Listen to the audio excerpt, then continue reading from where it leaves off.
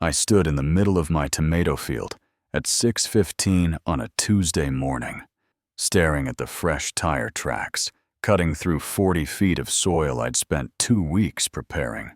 15, maybe 20 young plants lay crushed in the mud, their roots exposed to the cold April air. This was the 6th time in 8 weeks. The 6th time. Someone had driven straight through my farm, like it was their personal shortcut. And this time, I knew exactly who it was. If you're watching this from a place where neighbors respect boundaries, drop a comment below. I need to know if those places still exist. Her name was Marcy Linton. She drove a white Lexus, and she was about to learn that some lines you don't cross, no matter how entitled you think you are. The haze hung low over the rows that morning, catching the early sunlight in a way that would have been beautiful if I weren't so angry. I knelt and pressed my fingers into one of the tire impressions. The mud was still damp, maybe an hour old. The tread pattern was distinct, 265 millimeters wide. I'd memorized every detail of those tracks over the past 2 months. I pulled the small leather notebook from my jacket pocket and flipped it open to add the latest entry. April 16th, 2024, 6:15 a.m., northeast to southwest trajectory, 18 tomato plants destroyed. Below it, 5 similar entries stretched back to mid-February, each one more detailed than the last. What started as confusion had turned into something methodical. Documentation was the only weapon I had that couldn't be twisted or ignored. The whole thing had begun so innocuously. The first time, I figured it was an accident, maybe someone lost. The second time, I started wondering. By the third, I'd installed a trail camera on the fence post, the kind hunters use to track deer. That's when I caught her on video and traced the registration. After that came the phone call, where I'd kept my voice carefully polite, giving her every chance to apologize and stop. She'd dismissed me outright. Then came my email with the footage attached, time-stamped and undeniable. Her reply had been even worse. I'm taking a shortcut to the gym. Your land sits between 2 public roads. So, technically, I have the right of access. The arrogance of it had actually made me laugh, though there was nothing funny about it. I'd gone straight to the county website after that email and pulled up the cadastral maps, just to be certain I wasn't missing something. No easement, no right-of-way, no historical pathway recorded anywhere. My 15 acres were mine, clean and clear, according to every legal document on file with Forsyth County. Marcy Linton's shortcut existed only in her head and her outsized sense of privilege. I stood and looked east toward Meadowbrook Estates. The neighborhood had sprouted up 3 years ago on what used to be timberland, all red-tiled roofs and lawns so perfect they looked artificial. From my field, I could just make out the roof lines and the American flag flying over their community clubhouse. 15 acres separated us, but it might as well have been 15 miles. We lived in different worlds.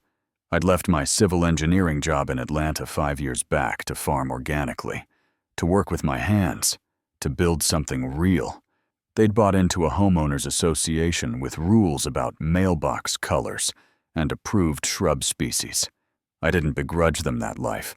I just wanted them to stay on their side of the property line. I bent down and picked up one of the destroyed tomato plants. Its stem snapped clean, roots still clinging to dark soil.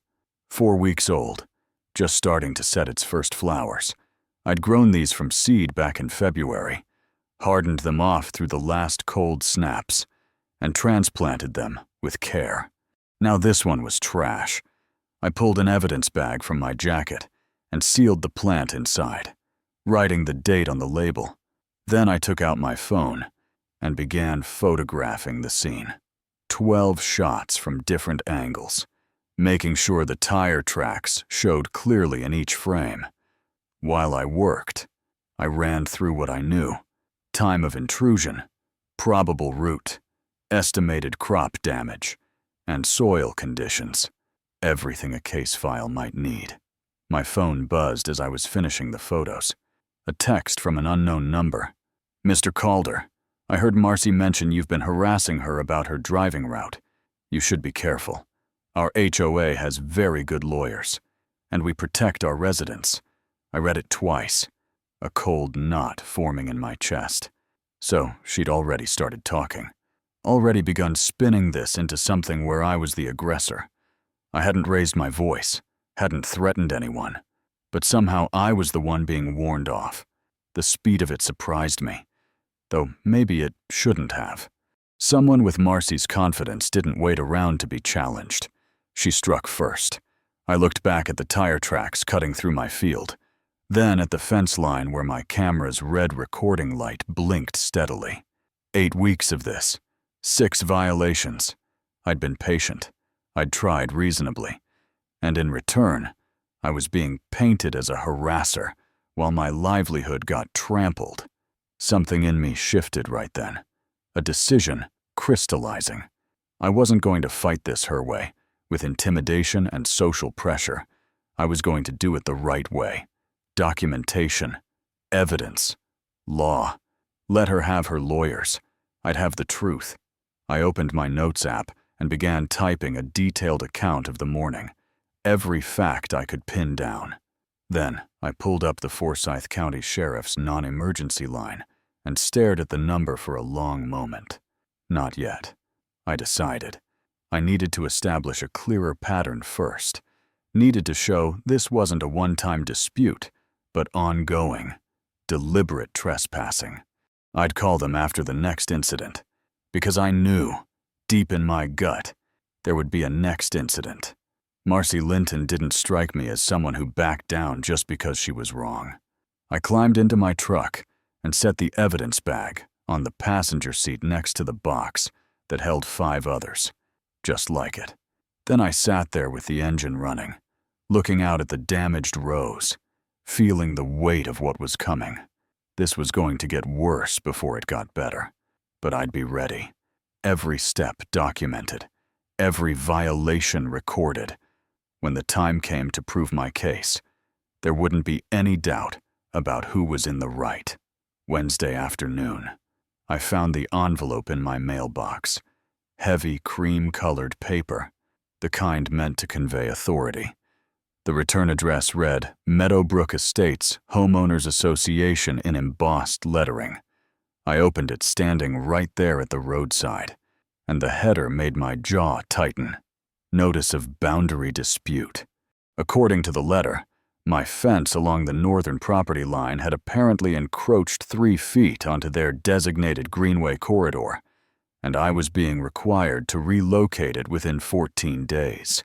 The language was formal, almost legalistic, but the message was clear. Move your fence or face consequences. I'd built that fence 5 years ago, according to a certified survey. The fence sat exactly where it belonged. This wasn't a legitimate dispute. This was retaliation. Marcy Linton had decided that if I was going to complain about her trespassing, she'd manufacture a problem for me in return. I drove straight to the HOA office, a converted model home at the entrance to Meadowbrook Estates. The parking lot was empty, except for a white Lexus in the space marked reserved for HOA president.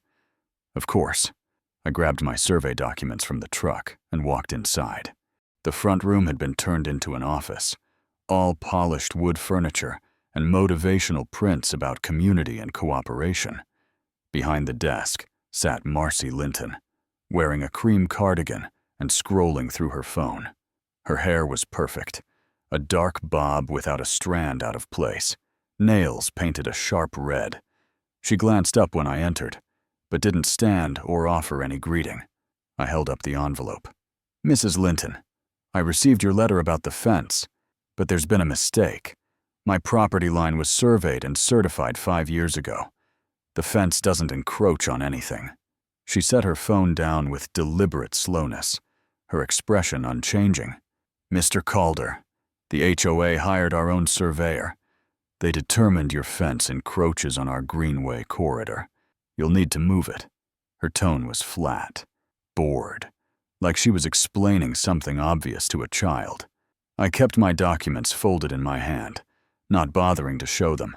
"I came here mainly about something else. Your vehicle has crossed my land 6 times in the past 2 months.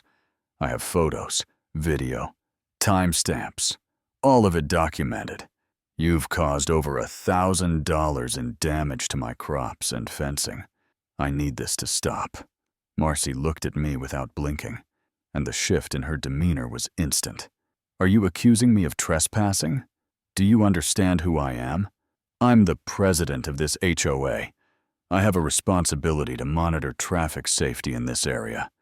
The route through your property is a natural pathway that people have used since before you purchased your land." Her voice had gone cold, clipped, each word enunciated like she was correcting a subordinate employee. I kept my voice level. "There's no natural pathway. I checked the county records. This is private land, and there's no easement filed. You don't have the right to drive through it. Mrs. Linton, not legally." She leaned back in her chair, and for the first time, something like a smile crossed her face, though there was no warmth in it. "Mr. Calder, you live next to a civilized community. If you're not willing to cooperate with basic neighborhood needs, perhaps you should consider relocating somewhere more remote. Somewhere where people won't complain about the smell of manure from your organic operation." The comment landed like a slap. I'd never received a single complaint about odor. My composting operation was small scale, properly managed, and well within county guidelines. But the threat was implicit. Step out of line, and she'd manufacture problems for me. I folded my survey documents and tucked them back into my jacket, taking a moment to control my anger. "I'll be documenting every incident going forward," I said quietly. "And if this continues, I'll be contacting the sheriff's office." She picked up her phone again, dismissing me without another word. "You do what you need to do, Mr. Calder. So will I." I walked out into the afternoon sun, my hands shaking slightly, not from fear, but from the sheer frustration of dealing with someone so convinced of their own righteousness. As I reached my truck, I glanced back at the office. Through the window, I could see a corkboard on the wall behind Marcy's desk, covered in photos. Violations, probably. Trash cans left out too long, grass unmowed, and paint colors not approved by the HOA. And there, on a yellow sticky note in red ink, I could just make out the words, "Calder Farm, odor complaint," followed by a question mark. She was already building a case against me, manufacturing infractions before they even existed. That evening, my friend Jake called. "Owen, you see that post going around online?" My stomach dropped before he even finished. I pulled up the community group on my phone and found it immediately. Marcy had posted 2 hours ago. Warning to neighbors. "There's a man near Meadowbrook who has been harassing me repeatedly because I asked him to follow local ordinances. He's threatened retaliation against me for being the HOA president. I've filed a report with the police. Women in the area. Please be cautious." The post had 37 reactions and 28 comments, almost all of them supportive. "Are you okay? Prayers for your safety." That's terrifying. "Sue him." I read through it twice, feeling something cold and heavy settle in my chest. She hadn't mentioned my name, but anyone in the area would know who she meant, and she'd completely inverted reality. I was the harasser. I was the threat.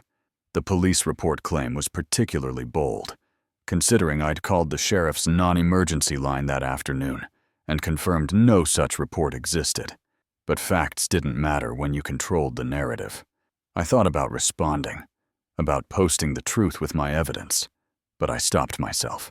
Arguing in a public forum would only make me look defensive, maybe even guilty. She'd already set the frame. Anything I said would be filtered through that lens. Instead, I sat down at my laptop and created a new file structure, One master spreadsheet tracking every incident with columns for date, time, type of violation, damage estimate, and evidence reference numbers. Separate folders for photos, videos, correspondence, and legal research. I spent 90 minutes organizing everything I'd collected so far. Then another hour reading through the Georgia Criminal Code. Title 16, Section 21, Criminal Trespass and Property Damage. The law was unambiguous about what Marcy was doing, and it had penalties attached. Around 9 p.m., someone knocked on my front door. I wasn't expecting anyone. When I opened it, no one was there. Just an envelope on the welcome mat, the kind you'd buy at any drugstore. Inside was a single sheet of paper with a printed message. "You're making a mistake. Marcy's husband works at Regions Bank, VP level. They have serious legal resources. Drop this before you get hurt financially." It wasn't signed. No return address. Someone had driven onto my property after dark just to leave a threat. I stood there holding the paper, reading it twice. The shift from anonymous texts to a physical visit felt calculated. An escalation meant to unsettle me, and it did, for about 30 seconds. Then I took a photo of the envelope and the note, documented the time and circumstances in my records, and filed it away. They wanted me scared. They wanted me to believe that power and money could override property rights. But I'd spent 5 years building this farm from nothing. I'd left a comfortable career in civil engineering because I wanted something real, something I controlled. I wasn't going to surrender it because someone decided their convenience mattered more than the law. I walked out onto the porch. The sun had set an hour ago, and the lights from Meadowbrook Estates glowed warm across the tree line. Somewhere over there, Marcy Linton probably felt satisfied with her day's work. She'd issued her warning, rallied her community, and reminded me of my place. But she'd made a mistake. She'd assumed I'd fold under pressure, that I'd be intimidated by lawyers and veiled threats and carefully orchestrated social attacks. She didn't know that documentation and preparation were things I'd done professionally for a decade. Every project I'd ever managed required meticulous records, justified decisions, and calculated risks. I knew how to build a case that couldn't be torn down, and I was just getting started. I looked down at the anonymous note still in my hand, then back toward the darkened fence line, where she'd driven through 6 times already. 7 times. I corrected myself. There would be a 7th, maybe an 8th. Marcy Linton wasn't the type to back down just because she'd been called out, which meant I needed to be ready for whatever came next. Sunday morning, I woke at 6 and knew immediately something was wrong. There's a quality to silence on a farm that tells you when things aren't right, an absence of the usual sounds, or maybe the presence of something that shouldn't be there. I pulled on jeans and boots and walked to the bedroom window. What I saw made my heart drop straight into my stomach. The northern fence line, the 30-foot section that bordered the county road, was down, not fallen, down, knocked flat, with wooden rails scattered across the ground like discarded matchsticks. I was outside in under a minute, barefoot at first until the cold dirt reminded me to go back for boots. The fence hadn't just failed from age or weather. Someone had driven through it. The tire tracks were unmistakable, cutting straight from the county road into my property, continuing across the recently tilled field I'd prepared for squash planting, then exiting on the far side toward the direction of Highway 369, the same direction Marcy always went, toward her gym, the hand-painted sign I'd installed last month. Private property, no trespassing, lay face down with one corner snapped clean off. When I picked it up, I saw fresh white paint transfer on the broken edge, the exact shade of a Lexus RX 350. I photographed it immediately, getting close-ups of the paint smear before touching anything else. Modern SUVs are built with reinforced bumpers and crumple zones designed to absorb impacts at low speeds, which explained how she'd plowed through cedar rails without disabling her vehicle or even slowing down. I pulled out my phone and checked the trail camera footage.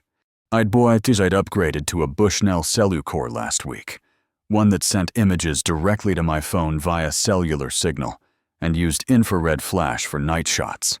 The photos had come through at 5:47 a.m., crystal clear, even in pre-dawn darkness thanks to the camera's low-light sensor. The white Lexus was approaching the fence at speed, headlights cutting through the dim morning. The moment of impact, fence rails splintering. Then the vehicle continued through without brake lights ever illuminating, and in one frame, perfectly captured by the IR flash, Marcy's face through the windshield, looking directly at the camera with cold determination. I called the Forsyth County Sheriff's non-emergency line. The dispatcher told me a deputy would be out within the hour. While I waited, I measured the tire track width, 265 millimeters, and took photos documenting the path of destruction. I estimated costs in my head. Fence materials and labor, $450. Hay bales are scattered across the field, 120. Crops that would have been planted in the damaged section, roughly 200 in lost yield. Sign replacement, 30. Total damage close to $800, bringing the running total past $1,400 when I added in the previous incidents. Deputy Travis Haze arrived at 7:30, driving a Forsyth County Sheriff's cruiser. He was maybe 50, weathered face, the look of someone who'd worked this area long enough to know most people by name. He walked the fence line with me while I explained the timeline, showed him the photos, and played the video footage from the trail camera.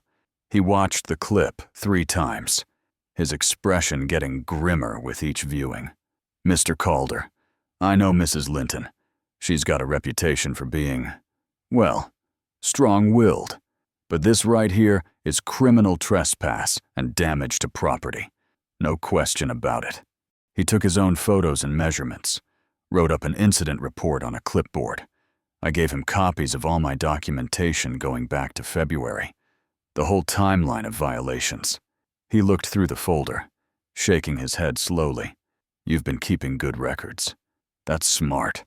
A lot of folks don't think to do that until it's too late." He handed me a case number, FS 2024-04-1847. "I'm going to pay Mrs. Linton a visit this afternoon. See what she has to say for herself. Based on this evidence, I'd say you've got grounds for a civil suit if you want to go that route." After he left, I stood alone in the field. I had a sheriff's case number now. Official documentation that this wasn't just a neighborhood dispute. This was criminal activity. But even as I felt a small sense of validation, I knew it wouldn't stop Marcy. If anything, having a deputy show up at her door would only make her more entrenched, more convinced she was the victim. That afternoon, my phone rang. Unknown number. I almost didn't answer, but curiosity won. The voice on the other end was female, older, hesitant. "Mr. Calder, my name is Linda Vasquez. I live in Meadowbrook Estates. I heard about what's been happening between you and Marcy. I wanted you to know that. Well, some of us have seen her driving through your land. Multiple times. I just thought you should know you're not crazy. What she's doing isn't right." I thanked her, asked if she'd be willing to provide a statement if needed. She agreed, though I could hear the nervousness in her voice. "Marcy can make life very difficult for people who cross her," she said quietly, "but I'm tired of watching her bully people and get away with it." After we hung up, I added her name and number to my records. A witness, someone willing to confirm the pattern. By evening, I'd replaced the fence with temporary wire strung between metal posts. It wouldn't stop a vehicle, but it re-established the boundary line.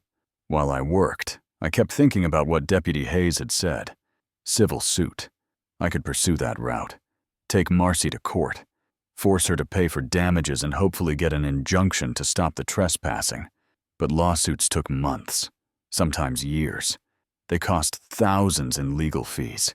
And in the meantime, she could just keep driving through my property while lawyers filed motions.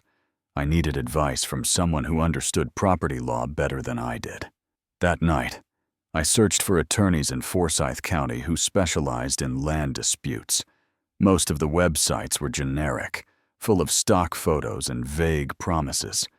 But one name kept appearing in local legal forums with positive mentions: Diane Rosenberg, based in Cumming.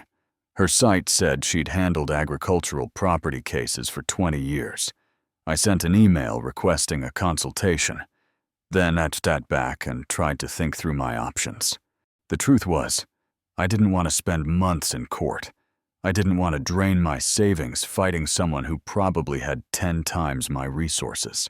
What I wanted was simple. I wanted Marcy Linton to stop driving through my farm. I wanted my boundaries respected. I wanted to go back to growing vegetables in peace without worrying about what fresh damage I'd find each morning. But wanting those things and achieving them seemed to be growing further apart with each passing day. Around 10 p.m., my phone buzzed. An email response from Diane Rosenberg. Mr. Calder, I reviewed your initial description. I'd be happy to consult with you. My rate is $150 for a 30-minute phone consultation, or $300 for an hour in person. I'm available Tuesday afternoon if that works for you. I replied immediately, booking the 1-hour session. $300 felt steep, but if it gave me a path forward that didn't involve years of litigation, it would be worth every penny. I pulled up the video footage one more time before bed.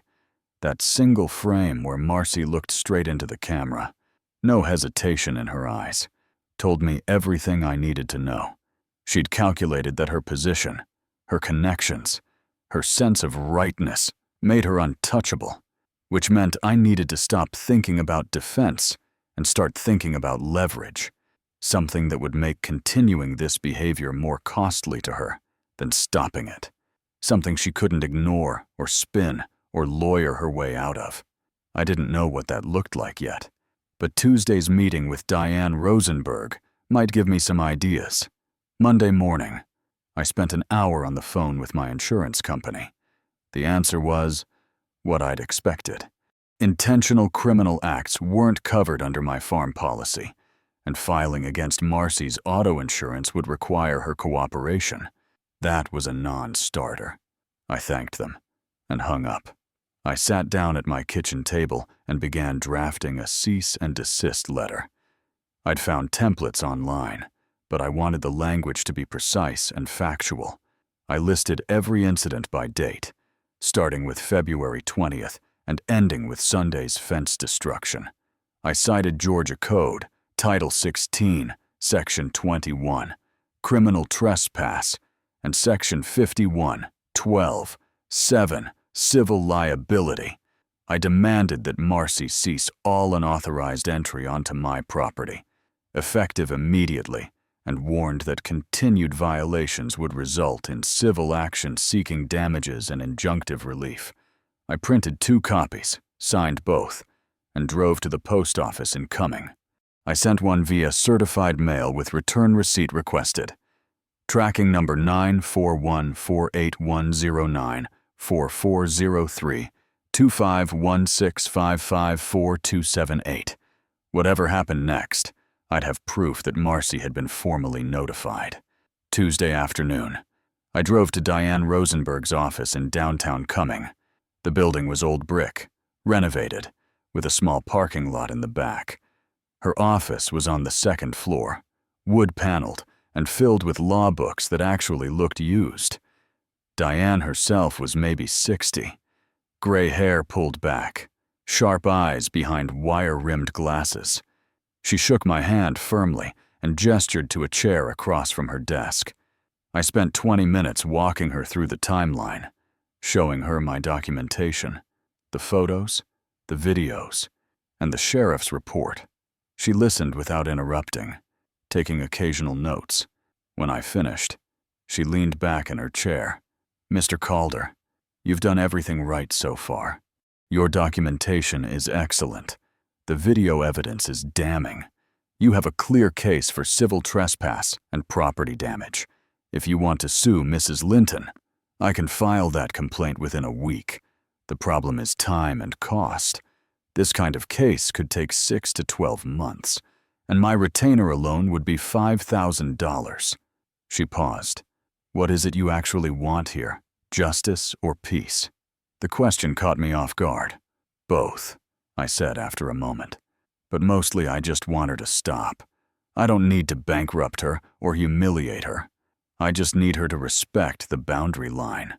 Diane nodded slowly. "Then you might want to consider alternatives to litigation. Have you thought about physical deterrence, security measures that would make trespassing more costly for her?" I frowned. "Like what, bollards, concrete barriers?" She shook her head. "Those could create liability issues. But there are non-lethal property protection systems. Motion-activated cameras you already have.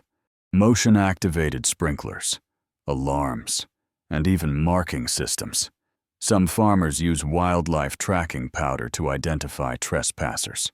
Colored dust that's hard to wash off. Legal, provided you post an adequate warning." I sat forward. Tracking powder. She pulled a book off her shelf and flipped to a marked page. "Georgia law is clear.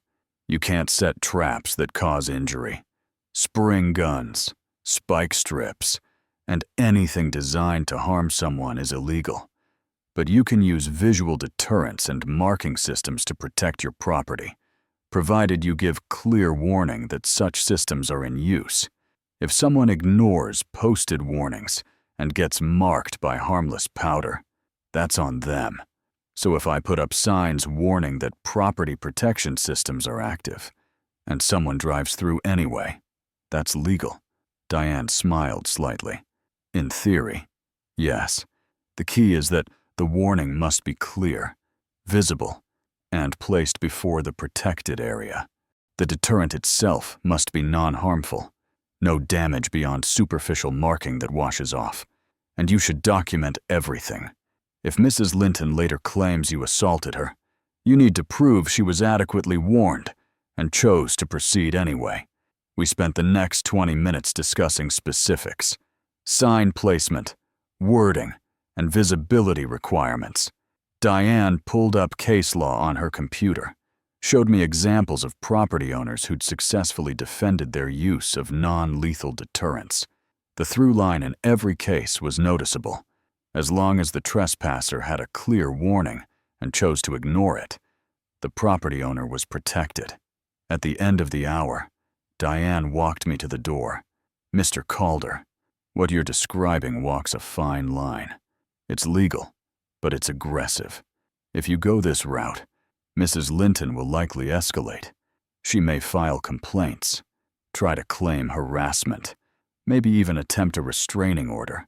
Everything you do from here forward needs to be above reproach. Don't give her ammunition." I shook her hand. "I understand. Thank you." She held my gaze for a moment longer. "And if this goes sideways and she does sue you, call me immediately. But I sincerely hope it doesn't come to that." The drive home took 30 minutes. A non-lethal marking system, adequate warning signs, clear documentation. It was risky, but it was also proactive. For 3 months, I'd been documenting Marcy's violations after the fact, always one step behind. This would flip the script. This would put the choice squarely on her. When I got home, I pulled up my email and found the delivery confirmation. Marcy had signed the cease and desist letter that morning at 10:23 a.m. Her signature was right there on the electronic receipt, scrawled and impatient-looking. She had the letter. She knew my demands. Now I'd see if she had the sense to comply. I opened a new document and started researching. Holy powder, colored dust used in Indian festivals, is made from cornstarch and food-grade dye. Motion-activated release systems are used in wildlife research. Pressure plates calibrated to vehicle weight. Solar-powered compressed air. I spent 4 hours reading forum posts from farmers and property owners who'd set up similar systems, learning from their successes and mistakes. By evening, I had a plan. 4 PVC pipes are positioned around a choke point on Marcy's usual route. Each was loaded with holy powder in different colors, connected to a pneumatic release triggered by a pressure plate. When a vehicle crossed the plate, compressed air would push the powder out in a cloud. Total coverage. Completely harmless beyond the mess. But before any of that, I needed signs. 3 of them, placed at increasing intervals along Marcy's route.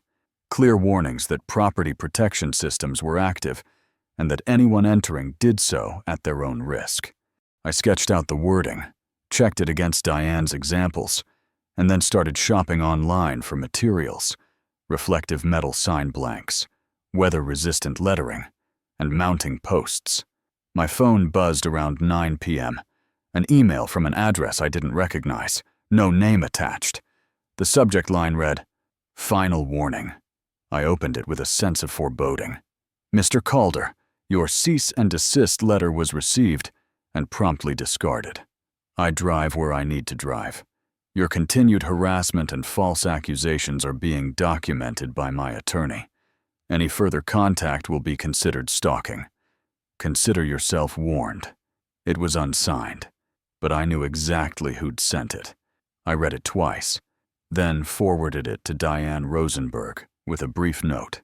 "Received this tonight. Appears to be from Mrs. Linton." She replied within minutes. "Save everything. This actually helps your case. She's admitting she received your letter and is explicitly stating her intent to continue trespassing. If she follows through, you'll have clear proof of willful violation." I sat back and stared at the email on my screen. Marcy had just told me, in writing, that she had no intention of stopping. She'd been given every chance, warning after warning, legal notice after legal notice. Her response was always the same: "I'll do what I want, and you can't stop me." But she was wrong about that last part. I could stop her. Not with lawyers or deputies or letters. Marcy Linton didn't respond to the reason. She responded to consequences, and I was about to give her some she couldn't ignore. Wednesday morning, I drove to 3 different stores across Forsyth County. First stop was the Ace Hardware in Cumming for the mechanical components. 2 Chamberlain motion sensors, 50 feet of half-inch PVC pipe, fittings, mounting brackets, and a 12-volt battery system with a small solar panel to keep it charged. The kid at the checkout asked if I was building an irrigation system. "Something like that," I said, and left it there. Next was Party City in Alpharetta. The clerk, a girl maybe 20 years old, looked confused when I loaded 40 pounds of holy powder onto the counter. 5 colors: pink, blue, yellow, green, orange, 8 pounds of each. "Wow," she said, scanning the bags. "You're throwing a huge festival or something." I smiled. "Not exactly, but there'll be plenty of color." She rang me up, $160 total, and helped me carry the bags to my truck. The last stop was Home Depot for the signage materials. Reflective aluminum sheets, 24 by 18 inches, red outdoor paint, stencil letters, steel mounting posts. The supplies alone came to another $120.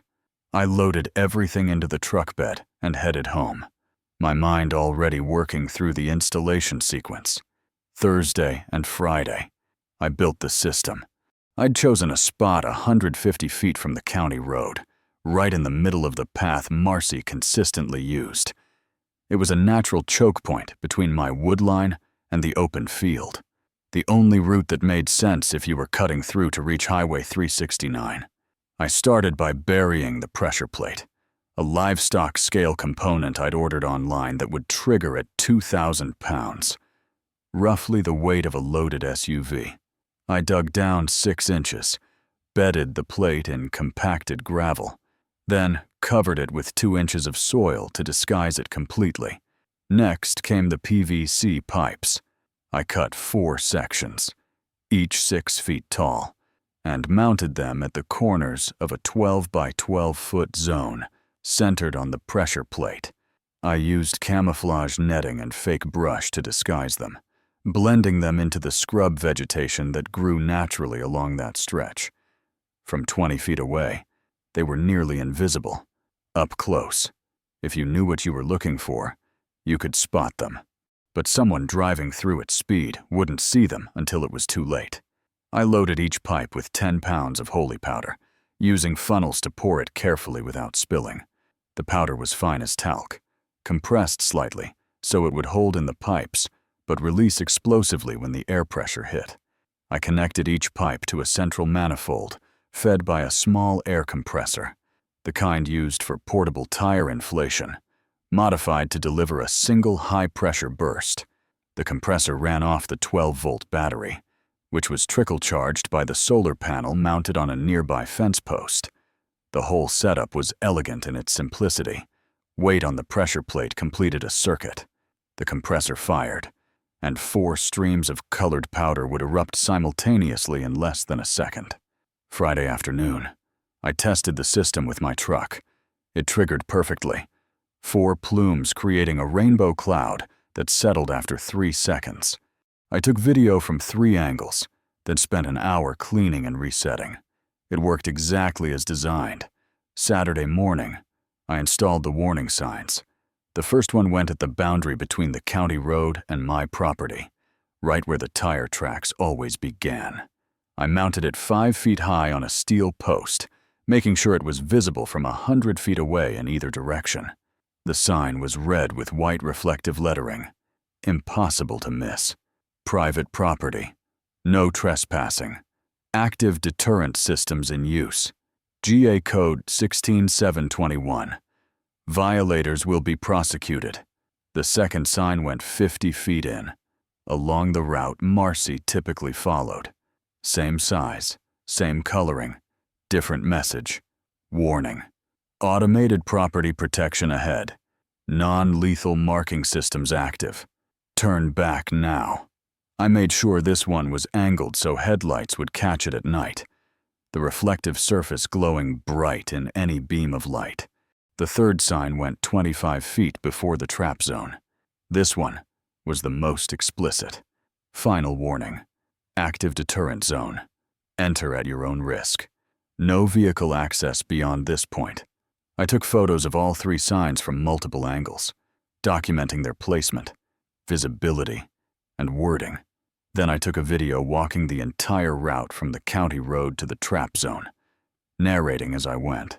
Anyone entering my property would pass all 3 warnings before reaching the system. There would be no possible claim that they hadn't been adequately notified. That afternoon, I drafted one final email to Marcy. I kept it short and direct. Mrs. Linton, as of May 14th, 2024, I have installed active, non-lethal property protection systems on my land at 1847, County Road 142. These systems are designed to identify and mark vehicles that trespass. Multiple warning signs have been posted along the route you have previously used. I strongly advise you to use public roads only. Any consequences resulting from entry onto my property after this warning are your sole responsibility. Owen Calder. I read it 3 times, checking for anything that could be construed as a threat or provocation. It was purely informational, a final courtesy notification. I hit send at 4 p.m. and sat back, wondering if she'd even read it or if she'd delete it out of spite. The reply came 63 minutes later. Mr. Calder, your childish threats don't scare me. I drive where I need to drive. See you in court. Marcy Linton, HOA President. I forwarded the email to Diane Rosenberg without comment. She responded 10 minutes later. Perfect. She's been warned in writing and has stated her intent to continue.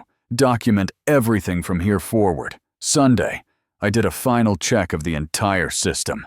I walked the perimeter, tested the pressure plate sensitivity with hand weights, verified the solar panel was charging properly, and confirmed the camera coverage. Everything was operational. The trail cameras were positioned to capture the approach, the trigger moment, and the aftermath from 3 different angles. The warnings were clear and visible. The powder was loaded and ready. All I could do now was wait. I sat on my porch that evening, looking out toward the fence line. The trap zone was invisible from where I sat, just another stretch of scrubland between the field and the woods. But I knew exactly where it was, knew the mechanics of every component, knew what would happen the moment 2,000 pounds of pressure hit that plate. I felt a strange mix of anticipation and dread. Part of me hoped Marcy would see the signs and finally choose a different route, that she'd realize this wasn't worth the hassle and just use the public roads like everyone else. But a deeper part of me, the part that had been documenting her violations for 3 months, knew better. Marcy Linton wasn't the type to back down, especially not when she'd publicly stated she'd drive where she wanted. I pulled up the calendar on my phone. Today was Sunday, May 19th.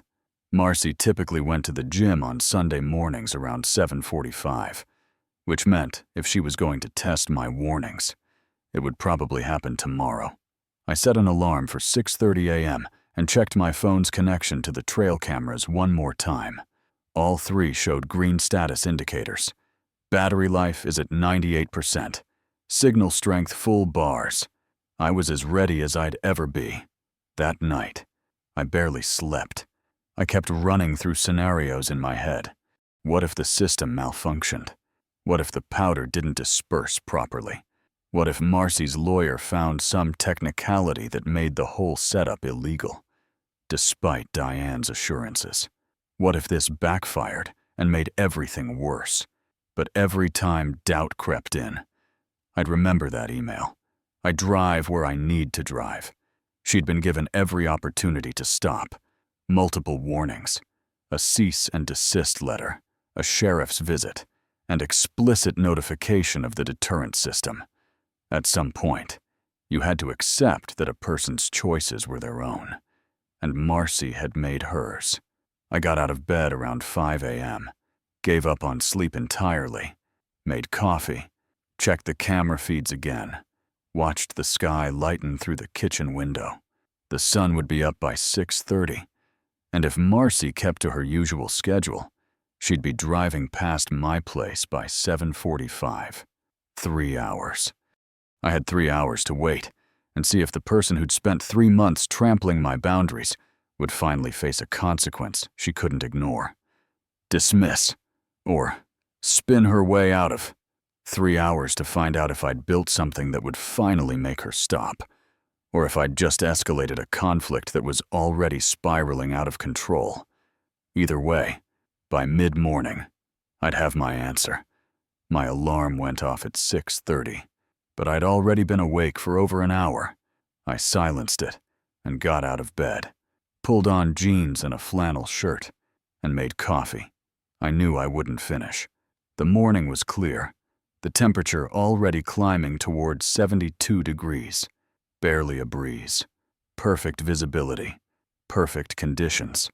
I opened my laptop at the kitchen table and pulled up the live feeds from all 3 trail cameras.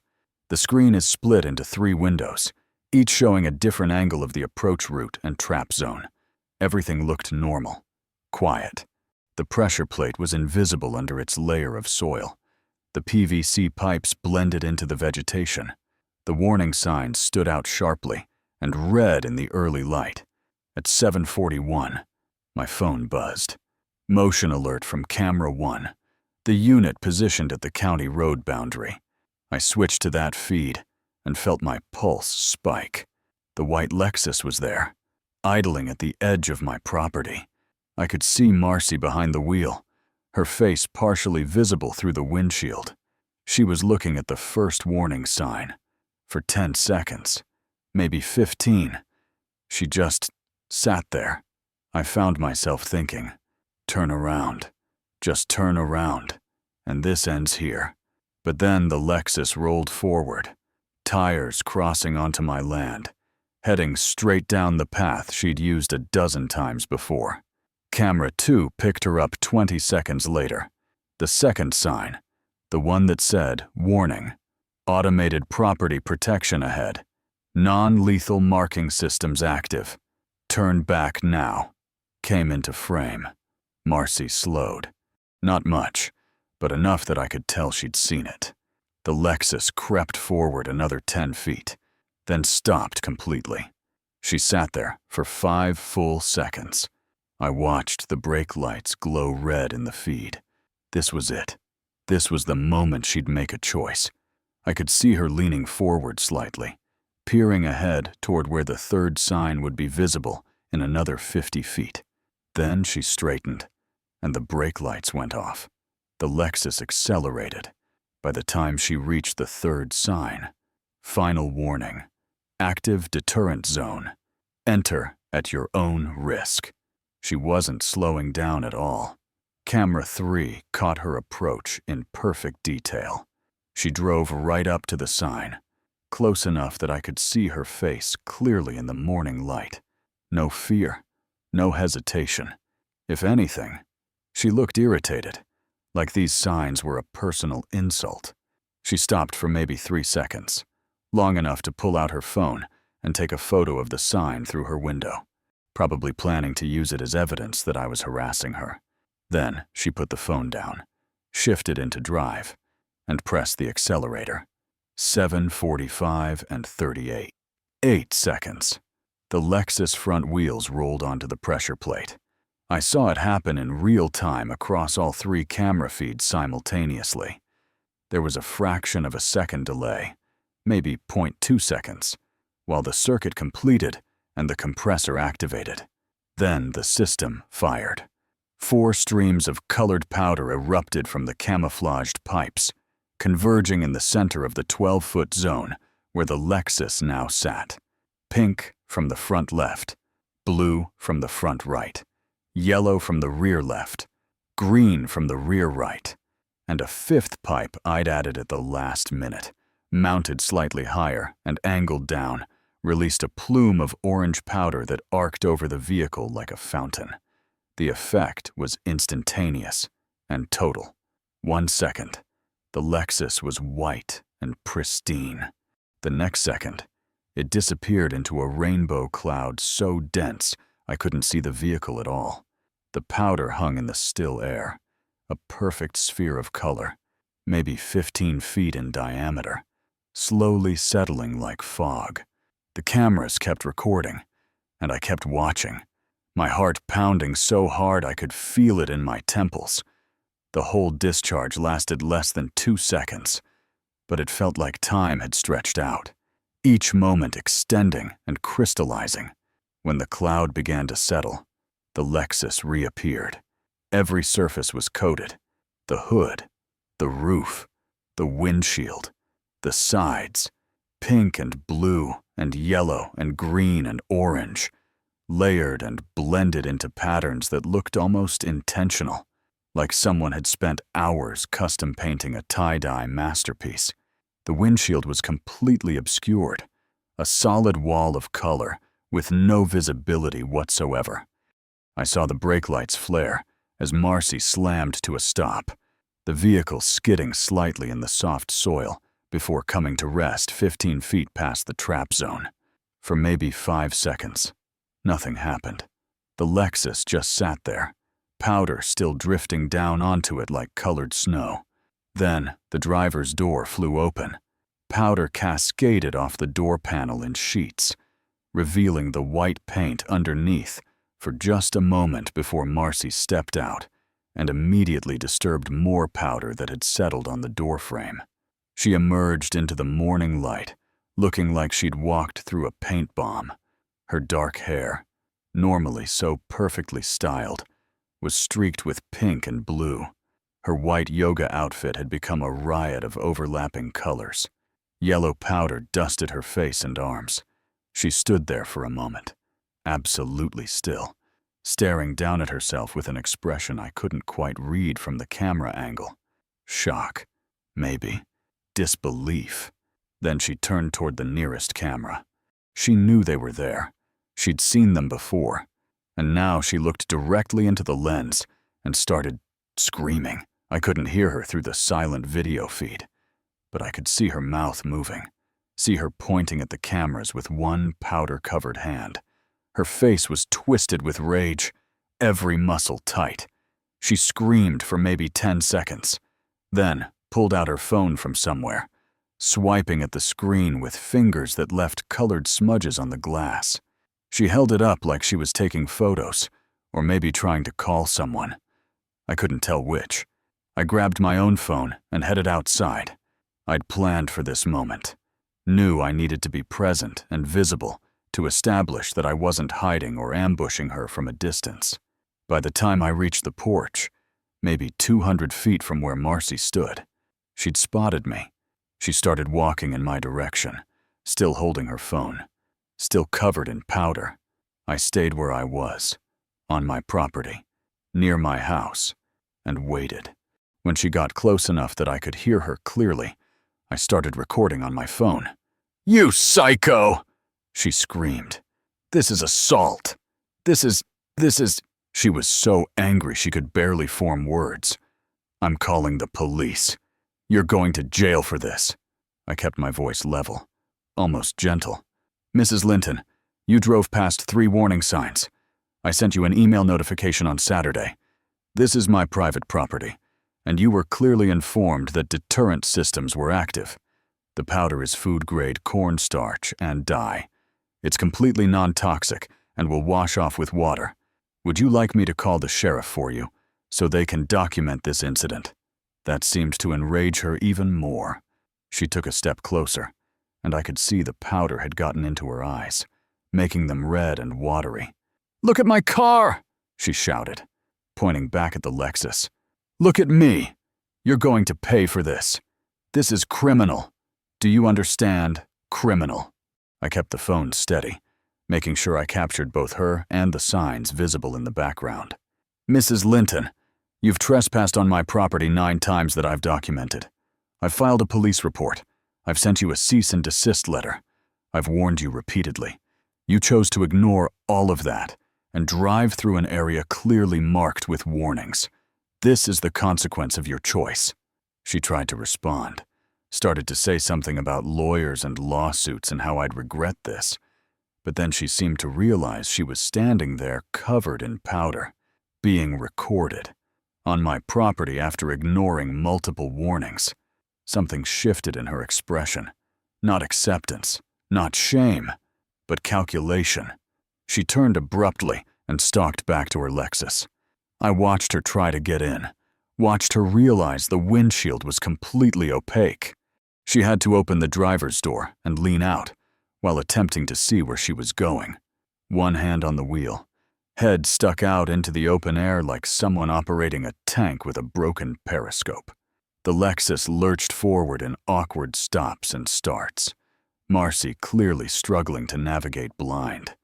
Powder continued to slide off the vehicle in small avalanches with every movement. She made it back to the county road, moving maybe 5 miles an hour, weaving slightly, and I watched until she disappeared from view, heading toward the entrance of Meadowbrook Estates. I stood there for a long moment after she was gone, just breathing, the adrenaline slowly draining out of my system and leaving me feeling hollow and strange. I walked back inside and sat down at my laptop. The cameras had captured everything. I downloaded the footage from all 3 angles, the full sequence from Marcy's approach to her departure, 4 minutes and 37 seconds of crystal-clear documentation. I saved the files with timestamps and backed them up to 3 different locations: cloud storage, external drive, and a USB stick I put in my fire safe. Then I opened my email and sent a brief message to Diane Rosenberg. "System activated this morning. The subject was warned 3 times, but proceeded anyway. Full video documentation available. No injuries, no permanent damage. Please advise on next steps." My phone buzzed before I could close the laptop. A text from a number I didn't recognize. "Mr. Calder, this is Tom Brennan from Meadowbrook. I don't know what happened this morning, but Marcy just drove past my house and her car looks like a unicorn exploded on it. Half the neighborhood is outside staring. What on earth is going on? I smiled despite myself. It was the first time I'd smiled in weeks. Long story. I typed back. But the short version is I protected my property, and Mrs. Linton chose to ignore multiple warnings. I'm happy to explain more if you want to call. Tom called 30 seconds later, his voice excited. Owen, the neighborhood group chat is losing its mind. What happened? I explained everything, the trespassing, the warnings, the system. Tom listened, then said quietly, Good for you. Marcy's been out of control for years. Nobody stood up to her because we're all scared. Maybe this is what she needed. I wasn't sure it was that simple. But sitting there in my kitchen, looking at the video footage frozen on my screen, showing a rainbow-covered Lexus fleeing my property, I felt something I hadn't felt in 3 months. Not triumph exactly, and not revenge. Just a sense that maybe, finally, the message had been delivered in a way that couldn't be ignored, misinterpreted, or dismissed. Marcy Linton had crossed a boundary she'd been warned not to cross, and now she was dealing with the consequence. Fair, legal, and impossible to deny. Whatever came next. At least she couldn't say she hadn't been warned. By 2 p.m. that afternoon, Marcy had posted. I knew because my phone started buzzing with messages from people I barely knew, all asking variations of the same question. Is this about you? I pulled up the community forum and found her post immediately. It had been up for less than an hour and already had 43 reactions and 31 comments. The post showed her powder-covered Lexus with a caption, I was attacked by a deranged neighbor who set a trap on public land. He's been harassing me for enforcing HOA standards. The powder could have been poison. I could have been killed. I've contacted my attorney. Please share for my safety. The comments were exactly what I'd expected. Oh my God. Are you okay? This is terrifying. Sue him for everything. Marcy had framed herself as a victim of a violent attack, and most people were buying it without question. I read through the thread twice, feeling that familiar cold anger building. She was doing exactly what she'd done before, controlling the narrative, inverting reality. I spent 30 minutes carefully composing a response post. I titled it simply, R.E. Mrs. Linton's post, The Facts. I started with the core truth. I understand Mrs. Linton is upset about what happened this morning. However, her post contains several significant inaccuracies that need to be corrected. Then, I laid it out point by point. Fact 1. The system was located on my private property, not public access land. I have a certified survey proving ownership.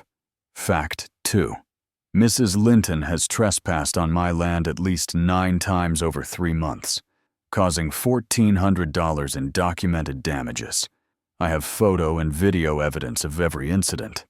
Fact 3. I sent her a cease and desist letter on April 29th via certified mail. She acknowledged receipt and responded by stating she would continue driving through my property. Fact 4. I installed 3 warning signs. Photos attached. Mrs. Linton drove past all 3. Fact 5. I sent her an email on May 14th specifically warning her. Her response, screenshot attached, was, quote, Your childish threats don't scare me. I drive where I need to drive. Fact 6. The powder is food-grade holy powder, completely non-toxic. Safety data sheet attached. Fact 7. I've contacted the Forsyth County Sheriff's Office multiple times. Case number FS 2024041847. I attached a 2-minute video compilation showing Marcy approaching each sign, pausing, then driving past. 3 opportunities to turn back. 3 deliberate choices to continue. I ended with a simple statement. I never wanted this to become public, but I won't allow my reputation to be destroyed by false accusations. I protected my property using legal, Non-lethal means after exhausting every other option. I posted it at 2:47 p.m. Within 5 minutes, 20 reactions. Within 10, 47. The comments started coming in almost immediately, but the tone was different now. Wait, so she was warned 3 times. I just watched the video. She literally took a picture of the sign and then kept driving. If this were on his land, how is she the victim? The narrative was shifting. At 3:12, Tom Brennan commented publicly, "I live in Meadowbrook. I can confirm Mr. Calder's timeline. I've personally witnessed Mrs. Linton's vehicle on his property multiple times. This isn't harassment. This is property defense." That comment opened a floodgate. Then Linda Vasquez posted something longer. "I need to say something I should have said months ago. I've lived in Meadowbrook for 3 years. Marcy Linton has fined me $650 total for violations, including leaving my trash can out 30 minutes past the deadline, planting flowers she deemed not approved colors, and parking my car at an unapproved angle. When I questioned the fines, she threatened to put a lien on my house. I've been too afraid to speak up because of retaliation, but watching Owen stand up for his rights made me realize we don't have to accept bullying." That comment got 62 reactions in the first hour, and it opened the door for others. Jake Simmons commented that Marcy had fined him $300 for a basketball hoop that was allegedly over the height limit, even though his measurements proved it was compliant. Rachel Park said she'd been threatened with daily fines for having a vegetable garden. Within 3 hours, 7 different Meadowbrook residents had shared stories of Marcy using her position to bully and intimidate. At 6:45 p.m., Marcy responded, "These people are lying. I enforce the rules fairly. Owen Calder has clearly coordinated this character assassination. I'm contacting my attorney about defamation. This is a witch hunt." The comment got 8 angry reactions and 42 laughing reactions. The community had already made up its mind. My phone rang around 7:30. Unknown number. The voice on the other end was male, older, and formal. "Mr. Calder, this is Robert Kelso. I'm an attorney representing Mrs. Marcy Linton. My client intends to pursue legal action against you for assault, property damage, emotional distress, and defamation. We're demanding that you remove all posts within 24 hours and pay $15,000 in damages. If you refuse, we'll file a lawsuit." I kept my voice steady. "Mr. Kelso, I'm represented by Diane Rosenberg of Rosenberg and Associates. All future communication should go through her office. I won't be removing factual evidence, and I won't be paying damages for defending my property." I gave him Diane's contact information and ended the call. Then I forwarded the recording to Diane. She called me back in less than 15 minutes. "Owen, don't worry about Kelso. This is standard intimidation. With the evidence you have, their case is paper thin. If anything, we might have grounds to countersue. Let them file if they want. We'll be ready." She paused. "Also, I've been contacted by 3 different Meadowbrook residents this afternoon. They want to know about organizing a class action against Marcy for HOA abuse. This is bigger than just your property dispute now." That night, I sat on my porch watching the sun set. Somewhere beyond those trees, Marcy was probably planning her next move, convincing herself she was still the wronged party. But the community had turned. The people who'd lived under her authority for years had seen someone stand up to her and servit, and it had permitted them to share their own stories. My phone buzzed. An email from an address I didn't recognize. Subject line: "Thank you, Mr. Calder. You don't know me, but I live in Meadowbrook, and I just wanted to say thank you.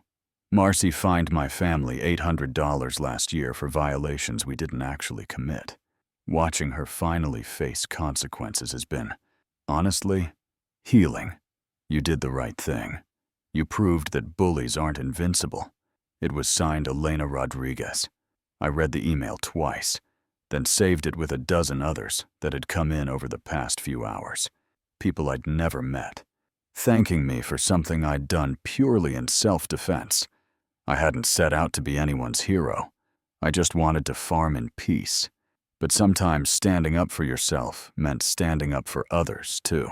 Marcy had built her authority on the assumption that no one would challenge her. And the moment someone finally did, the whole structure had started to crack. I didn't know what would happen next, whether she'd actually sue, whether the HOA would take action, but I knew one thing for certain. She'd never drive through my farm again. That battle, at least, was over, and whatever came next, I'd face it the same way I'd faced everything else, with documentation, with truth, and with the knowledge that I'd done everything by the book. 2 weeks later, I received a notice in my mailbox, not from Marcy or her lawyer, but from the Meadowbrook Estates HOA board. Emergency meeting scheduled for June 5th at 7 p.m. Agenda item, vote of no confidence regarding the current HOA president.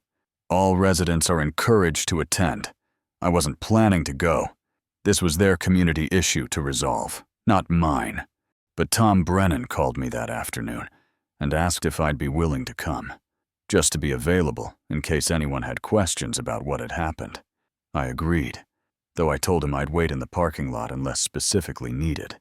The meeting lasted 2 hours. I sat in my truck and watched residents file in. 67 people by Tom's later count out of 82 households. That was an unprecedented turnout for a routine HOA meeting. Tom texted me updates every 20 minutes. 14 people have spoken so far, all against Marcy. Linda just presented a petition with 48 signatures demanding removal. Marcy didn't show up. She sent her lawyer instead, but he left after 30 minutes. At 9:15, Tom came out to the parking lot. "It's done," he said. 61 voted to remove her. 4 voted to keep her. 2 abstained. Marcy's out as president. We're forming an interim board and rewriting the bylaws to prevent this kind of abuse from happening again. He looked exhausted, but relieved. We're limiting presidential authority, requiring board approval for any fine over $50, and establishing an actual appeal process. It should have been this way from the start. I shook his hand. "I'm glad you all found a path forward." He smiled slightly. "You gave us the push we needed. Watching you stand up to her made the rest of us realize we didn't have to just accept it. So, thank you." I told him I'd just been protecting my property, but he waved that off. Sometimes that's all it takes. One person saying no. 3 days later, I saw the moving truck. It was parked in front of 124 Maple Ridge Drive, and workers were loading furniture and boxes. I didn't approach, didn't say anything. I just watched from a distance as Marcy and her husband supervised the loading. The Lexus sat in the driveway, and even from 200 feet away, I could see faint discoloration around the window seals where the powder had seeped in and never fully washed out. Marcy glanced in my direction once, just for a second. Our eyes met across the county road. There was no anger in her face anymore, just exhaustion. She looked away and climbed into a sedan, not the Lexus. I never saw her again after that. By late June, my farm was back to normal. The temporary fence had been replaced with proper cedar rails. The tomatoes and squash were growing strong. I'd dismantled the trap system entirely, no longer needed, and stored the components in my barn. The warning signs stayed up, though, just as a reminder that boundaries existed and mattered. One evening, I hosted a small gathering. Tom, Linda, Jake, and others from Meadowbrook sat on my porch as the sun set. Linda's kids chased fireflies through the fields. It was peaceful in a way I'd almost forgotten. Tom raised his bottle. To Owen, for reminds us that standing up for what's right just requires being persistent. Everyone clinked bottles. I felt satisfaction, the kind that comes from doing something the right way. I looked out over my land, 15 acres that were finally, truly mine again. No tire tracks cutting through the fields, no destroyed crops, no threat hanging over every morning, just soil and plants and the quiet work of growing things. That was all I'd ever wanted. And now, finally, I had it back. The boundary line wasn't just marked on a map anymore. It was real, respected, and mine. And that was enough. If you believe in standing up for what's right and protecting your boundaries the legal way, hit that subscribe button for Karma Fence. We bring you real stories of justice, consequences, and people who refused to back down when bullies thought they were untouchable. New stories every week. Don't let the algorithm bury us. Subscribe now and turn on notifications so you never miss the moment karma comes knocking.